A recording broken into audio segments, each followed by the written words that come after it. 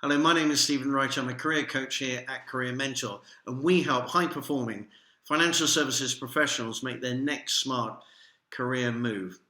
So the idea of flexible working is something that both firms and employees are struggling with to try and find what is the best solution for everybody concerned.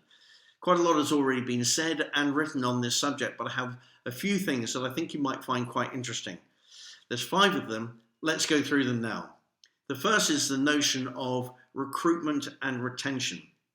The degree to which an individual can choose how flexible their working is going to be is proving to be a factor in firms being able to hold on to their great employees and also to recruit new talent. In fact, there is anecdotal evidence of people leaving from one firm to another on the promise that they are going to be able to choose exactly when they're in the office. And we can perhaps touch on that a little bit later. So getting the right flexible working policy is impacting recruitment and retention, and that's a pretty big deal. The second point is on leadership, and I asked this question in a coffee meeting the other day of a leader of a business. How beholden is it upon the leadership of a firm to be in the office more than everybody else? The answer was broadly yes, but it's not straightforward and does to an extent depend on the policy that the firm is trying to drive. So being in the office and leadership. The third point is all about proximity, and I do believe that being in proximity with other people is a very powerful thing, and it can help people if they understand that being in the office is really where the game is going to be played. I know for a fact that when I was in executive search, if I was visiting a client's building and I'd be on the trading floor, in the corridors, it was great to run into people who I had recruited to that firm and perhaps to be introduced to new people. I was able to broaden my network, deepen my relationships, and in some cases I was able to win new mandates just because I was in proximity.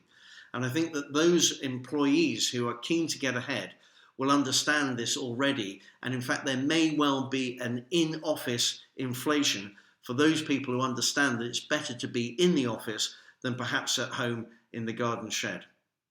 The next idea is the notion of learning, and it's difficult for new recruits to a firm or perhaps the juniors in the organisation to really get quality learning and do this in a virtual environment. They can of course get training in some way, but it's not the same as if you're sitting in on a meeting, listening to the way in which issues are discussed and debated, the way in which decisions are made, and just being present and understanding how things are done.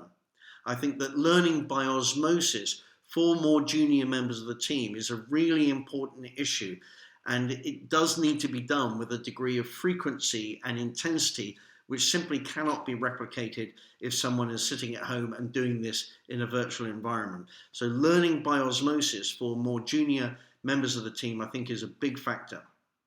The final point that I'd like to make is that you can't always get what you want, and some may recognize the words there of songster Mick Jagger, and this is going to be the case as far as flexible working is concerned.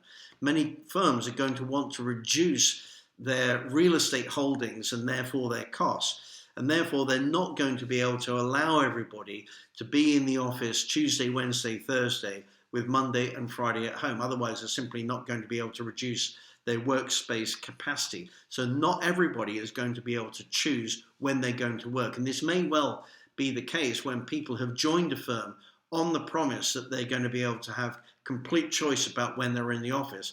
That may not be the case, and they may well find that they're disappointed in that regard. I think we have a long way to go as far as we are beginning to understand how work is evolving now that we have the technology to change things. And I think that progression in virtual reality communication, at-home work, the pursuit to the countryside, all of these are factors in the way in which things are evolving, the way in which we're going to be working in the future. And some of it is going to be fantastic and some of it maybe not so. Anyway, those are those ideas. I hope you find them useful. I'll be putting the blog that I wrote about this in the comments below, and do feel free please to comment or like or share or whatever you want to do with this video. Thank you very much.